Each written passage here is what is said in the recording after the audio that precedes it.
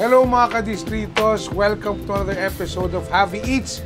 Nandito po tayo ngayon sa seafood capital ng Pilipinas, ang Capiz Rojas. Pero magugulat kayo, ang pinuntahan natin dito, specialty, barbecue. Okay, at kung bakit, alamin natin kay Sir Robert, who is the manager of Bitoy's Restaurant dito sa may baybay sa Capiz Rojas. Sir, bakit ito? Pag sinabi mong Capiz kasi, ang alam ng tao, seafoods. Yeah. Ang alam ng tao, diwal. Di ba? Pero bakit ang uso sa inyo dito, barbecue? Bakit ito yung promote ninyo?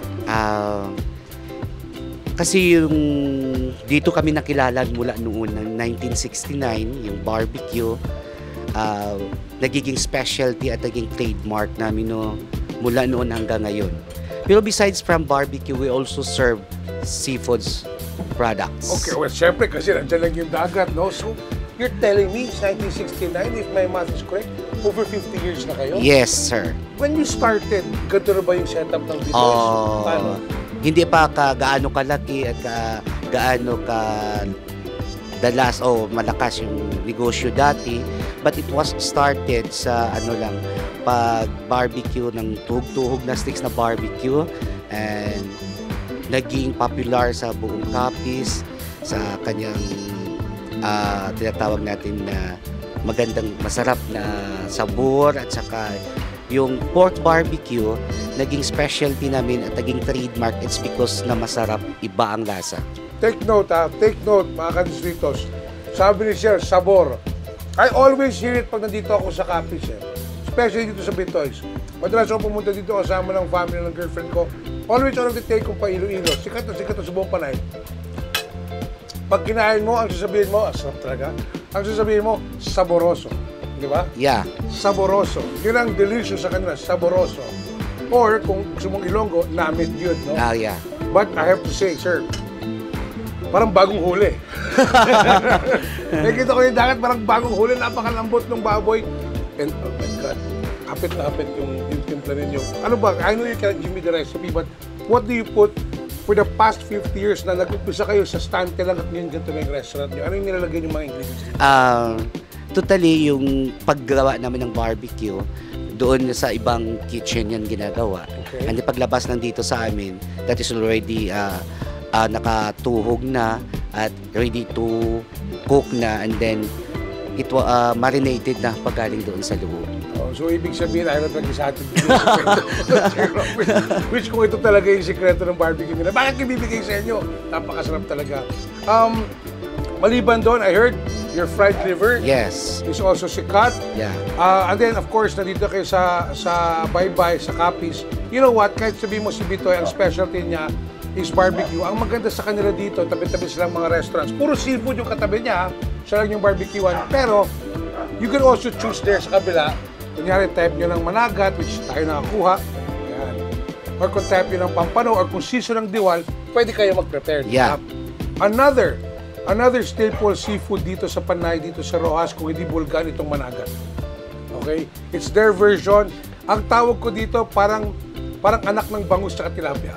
Sa totoo lang. Ganun kasarap yung laman niya, and we will try that later. Maliban dyan, ang aking paborito, sa wakas, dumating na siya. Scallops. Ito pala, alam mo, sinasabi ko parate, pag pupunta ako dito sa Capiz, dapat sponsor tayo ng Calcio Black. Yeah.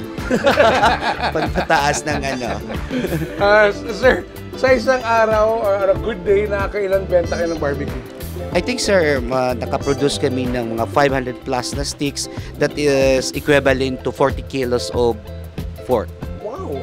Well, you know what? Personally, whether it's the barbecue, the kilaw, I've eaten here several times na, the seafood kare-kare na ipapakita namin sa iyo. Lahat po ng hinahain nila dito sa Bitoy's, kasing fresh ng simoy ng hangin. Masarap talaga mga pagkain nila dito. Kaya sir, ikaw po yung mag-invite sa mga nanonood sa atin. If they pass by here Panay, if they pass by Rojas, to check out Bitoy's. Okay.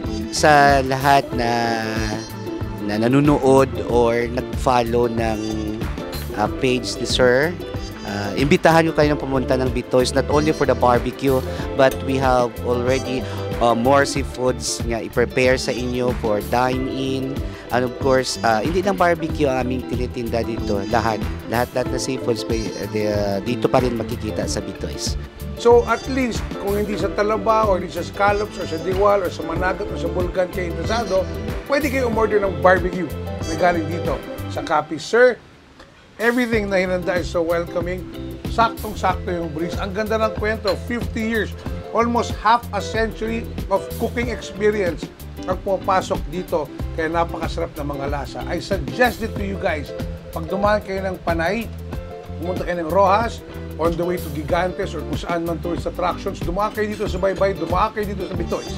Kumain kayo dito, napaka-friendly ng staff nila. At bago kayo umalis, kung saan man outing kayo, saan man picnic, magdala kayo ng barbecue. Okay? Kasi kung kayo lang aasa sa mga adobo at kanin na kayo nagtimpla, delikado tayo dyan. Baka hindi kumain si baby. Ito sigurado gusto. Maging ulam, maging sumsuman, this barbecue is the bomb. Good job dito, boss, I have to say.